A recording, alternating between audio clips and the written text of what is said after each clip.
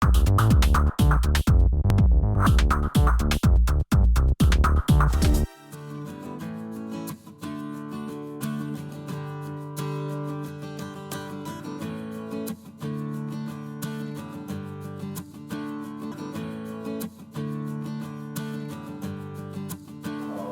소개받은 중소기업연구원의 이재우라고 합니다. 그럼 먼저 코트라의 정한수 박사님부터 토론 부탁드리겠습니다. 감사합니다. 플랫폼 분야에서는 우리가 사실은 넘사벽이 좀 있죠. 그죠? 우리가 도전하기 힘든 게 좀 있죠. 일단 두 번째로는 그게 있다고 치고, 세 번째로는 가장 중요하게 제가 보기에는 가장 숫자도 많고, 제가 보기에는 이런 디지털 기술의 사용자 있죠. 사용자 입장에서도 생각을 해볼 수 있을 것 같아요. 예를 들어서 기술도 있고 기술 장비도 있고 플랫폼도 있고, 그렇다면 마지막으로 실제로 개인 사업자들이 전자상거래 분야를 어떻게 이용할 건지, 혹은 유튜브를 이용하는 사람들이 어떻게 그 사업으로 이용할 건지, 이런 것도 생각을 해볼 수 있을 것 같아요. 이렇게 세 가지, 즉 하나는 장비 분야, 또 하나는 플랫폼 분야, 마지막 세 번째로는 사용자로 이렇게 좀 나눠서 생각을 해보면, 여기에서 우리의 특히 중소기업들이 활용할 때에 어떻게 접근할 수 있을까를 좀 정리하는 데 조금 더 도움이 될 수 있지 않을까 생각해 봤습니다. 저 같은 경우에는 중국 시장이 이제 미국의 공격, 거기에다가 이제 코로나 바이러스 일부 이거를 거치면서 중국이 위축될 것 같이들 많이들 이제 우리가 생각을 하는데, 실제로 지표를 보니까 생각보다 그렇지가 않더라. 오히려 우리한테 중국의 중요성이 오히려 커지고, 특히 코로나를 거치면서는 미국 시장 점유율도 작년에 한 15%까지 떨어졌었거든요. 그러니까 미국의 수입 시장에서 중국이 차지하는 비중이, 근데 올해 22%까지 올라갔어요. 물론 이제 마스크 이런 거 사가다 보니까 그런 건데, 이런 식으로 코로나가 오히려 자꾸 뒤로 빠지던 중국의 GVC에서의 위상과 역할을 오히려 강화시켜주고 있는 그런 측면이 있어서, 대체로 결론적으로 말씀드리면 이현태 교수님께서 이런 뒤에 구체적인 방안에 대해서는 다 동의하지만, 그 방안에 대한 전략을 좀 더 중국에 대해서는 적극적으로 모색을 해도 그게 오히려 현실을 반영한 거 아닐까, 이런 생각을 해봤습니다. 네, 감사합니다. 금융연구원의 지만 교수님. 중국은 신산업, 그러니까 새로운 서비스나 제품이 시장이 형성되는 데 있어서 지금까지 보면은 굉장히 빠른 형성 속도를 보여줬습니다. 과거에 예를 들어 일반적인 폴더폰이 중국에서 1억 명의 사용자를 갖게 되는 데까지 이제 도입되면서부터 총 15년이 걸렸는데, 나중에 스마트폰이 들어올 때는 한 3년 만에 1억 사용자, 지금은 뭐 10억 이상 사용합니다만, 이렇게 3년 만에 그 속도에 도달했고, 최근에 나온 그러니까 중국판 우버나 알리페이 이런 것들이 1억 명의 사용자에 도달하는데 1년 정도밖에 안 걸렸습니다.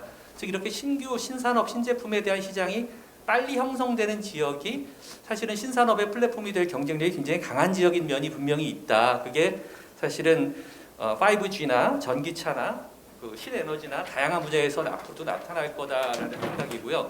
그러다 보니까 미국이 가지고 있는 굉장히 압도적인 기술적 우위에도 불구하고 사실은 꽤 많은 신산업 분야에서 미중 두 개의 플랫폼 또는 미중 두 개의 블록이 형성될 수 있는, 장기적으로 공존할 수 있는 그런 공간이 많이 생기는 것 같다. 그리고 이건 신산업이니까 각자 두 개가 다 성장할 공간이 충분하기 때문에 하나가 성장하면 하나가 죽는 게 아니라 둘 다 성장할 수 있는 그런 어떤 모델이 가능하다고 보고, 그러다 보니까 두 블록 또는 두 플랫폼의 경쟁이라는 것도 왜 땅 따먹기처럼 지금 5G 아까 지도처럼 어느 나라는 누구 편 어느 나라는 누구 편 이걸로 승패가 결정되는 게 아니라, 바로 신산업 신기술을 말하자면 관련된 시장을 또는 산업을 어느 나라가 더 많이 키우느냐, 내부적으로 그걸 둘러싸고 경쟁이 벌어질 거고, 관련된 융합, 관련 산업의 발전 이런 것들이 어디가 더 빠르냐에 따라서 결국은 장기적인 승패가 나는 거 아니냐 생각합니다. 네, 숭실대 구기보입니다. 네, 두 분 발표 잘 들었고요. 네, 풍부한 내용 통해서 공부도 많이 했습니다. AI나 빅데이터 이런 분야 쪽에서 이제 이 종합적인 경쟁력 측면에서 굉장히 비관적인 말씀을 해주셨는데, 근데 이 삼성에서는 이제 반도체 이후의 미래 먹거리를 AI로 선정을 하고 있는 걸로 알고 있습니다. 그렇다면 이제 삼성이 이제 선정을 잘못한 것이냐 뭐 이런 의문도 갖게 될 텐데 일단 이제 이게 그 AI나 빅데이터 이런 분야가 세부적인 영역들이 잘 이렇게 잘 드러나질 않아서 저도 정확한 그 코멘트를 하긴 어렵겠습니다만 뭐 그 영역에서 또 이제 한국이 가질 수 있는 부분적인 경쟁 우위들은 있으리라고 생각이 됩니다. 예, 그래서 이제 종합 경쟁력에서 밀리지만 이제 특정 분야, 특정 기술 뭐 이런 쪽에서 이제 앞설 수 있는 영역들을 찾아서 좀 집중적으로 발전시키면은 중국의 AI나 빅데이터가 발전할 때 동반 성장할 수 있는 그런 여지가 있지 않겠나 이런 생각이 듭니다. 그리고 이제 미중 무역 분쟁은 이제 뭐 그 다른 말로 중국 때리기라고 이렇게 볼 수도 있겠는데 이게 이제 성공적인가 실패인가 물론 이제 그 미국 입장에서 볼 때 의도대로 됐는가 이런 거를 좀 구체적으로 언급이 됐으면 좋겠는데요. 그 뭐 관세 부과 때문에 일부 그 중국에 진출했던 미국 기업들이 리쇼링을 하기도 하고 또 그다음에 이제 글로벌 기업들이 미국에 뭐 우리 기업들도 마찬가지입니다만 투자를 하기도 했죠. 그럼에도 불구하고 이제 그 세계 제조업에서 미국과 중국이 차지하는 비중을 보면은 이 미중 무역 분쟁이 한창 진행되는 2017, 18년 뭐 이때도 보면은 여전히 중국의 비중은 늘어나고 있고, 그 다음에 이제 미국의 비중은 작아지고 있습니다. 지금 보면 2008년과 비교해 봤을 때, 이 미국의 이제 제조업 비중은 한 17%였던 게 15%로 떨어져 있고요. 한 18%에서 한 15%로 떨어졌습니다. 그 다음에 중국 같은 경우는 거의 같은 수준이었던 게 25%로 증가를 했거든요. 그래서 이제 그런 부분에 대한 언급이 좀 있으면 좋지 않겠나 이렇게 생각하게 됩니다. 제가 생각하는 게 맞는지에 대해서 한번 고민을 다른 세미나에서 이제 발제를 했을 때 말씀드렸던 건데 사실은 이게 왜 5G가 장비 산업이고요. 3G나 4G랑 완전 다른 체계가 되는 거예요. 그래서 그거를 화웨이가 완전히 장악하게 되면 다른 6G 아까 말씀하신 6G 개발될 때까지는 화웨이가 모든 걸 장비를 납품하는 거예요. 완전 독점하는 거가 되거든요. 그러니까 미국에서는 완전히 그냥 뭐 어떤 것도 할 수 없는 상황이 되는 그런 상황인데 만약에 왜 화웨이만이 제재 대상이냐 반도체였기 때문에 특정 산업이었기 때문이냐 제 생각에는 이런 부분이 있어요. 알리파이도 그렇고 텐센스도 그렇고 사실은 어떻게만 따지면 미국이 위협이 될 수도 있어요. 미국 산업별로는 위협이 될 수도 있고 위협이 된다는 말을 만들어낼 수도 있는데 왜 화웨이였을까를 생각해 보면 사실은 알리바바나 텐센트 같은 경우에는 손정희도 돈을 벌었고 월가에서 돈을 좀 벌었단 말이에요. 투자해서 캐피탈 게인을 얻었단 말이에요. 근데 화웨이는 어떻게 보면 국유기업이에요. 국유기업인데 국유기업이기 때문에 전략산으로 묶어놨기 때문에 이게 지금 뭐 보시면 아시겠지만 뭐 6개월마다 CEO 바뀌고요. 우리 사주가 대부분이고 공개 안 했고요. 그러면 월가에서 캐피탈 게인을 얻을 수 없는 구조라고요.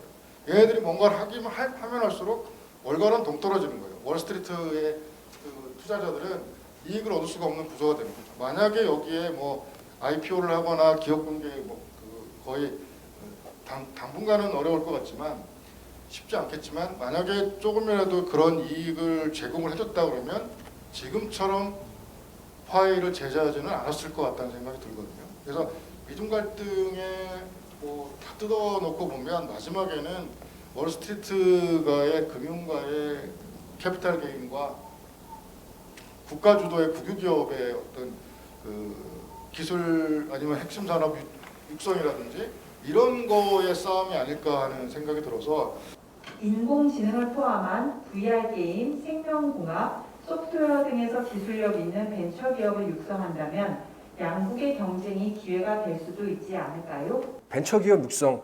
네. 근데 중국이 약한 부분이 어디인가? 아까 제가 발표에서 말씀드렸던 것은 이런 인공지능을 물리적으로 구현하는 능력. 그러니까 이런 인공지능이 훨씬 발달했지만 그것을 신소재라든가 로봇공학 같은 걸 통해서 이렇게 물리적으로 구현하는 능력이 중국이 딸리는데 그런 부분에서 우리가 중국의 기여 말하자면 중국의 아픈 부분을 긁어줄 수 있을 것 같고요. 그리고 앱 생태계. 그러니까 우리가 안드로이드만 쓰는 게 아니라 안드로이드에 탑재된 수많은 앱을 쓰고 있는 건데 지금 중국이 독자적인 OS를 개발한다고 해도 그 앱이 부족한데 예, 그런 면에서 우리가 벤처기업이고 뭐건 간에 그런 면에서 협력할 수 있을 거라는 생각이 듭니다. 미국이 이렇게 첨단 산업에서 굴기를 좀 저지해 주면은 한국한테 반사이익이 생기는 건 분명히 맞습니다. 특히 반도체가 굉장히 많이 대중국 수출을 유지하고 있는데요. 거기서 오히려 더 한국에게 좀 기회가 있는 것도 사실입니다. 하지만 또 역으로 또 위험 요인도 있습니다. 최 교수님 방금 전에 말씀하신 것처럼 대중국 수출의 7%가 화웨이 쪽에 들어가는데요. 화웨이 쪽에 들어가는데 그게 만약에 미중 경쟁이 좀 극한 상황으로 신냉전 수준까지는 안 가더라도 어떤 수출을 막을 수가 있겠죠. 그럼 7%의 수출이 날아가는 경우도 있을 수도 있습니다. 따라서 기회 요인도 보고 위험 요인도 보고 동시에 같이 여러 가지 시나리오로 고민해 보는 것이 필요하다라는 것이고요. 기회 요인을 강조하자면 굉장히 많은 것들이 있습니다. 최근에 정부 쪽 사람들을 만나보거나 기업인들과 좀 얘기를 해보면은 사드 이후에 굉장히 잠잠했던 중국의 대한국 접근이 강화되고 있다라는 거죠.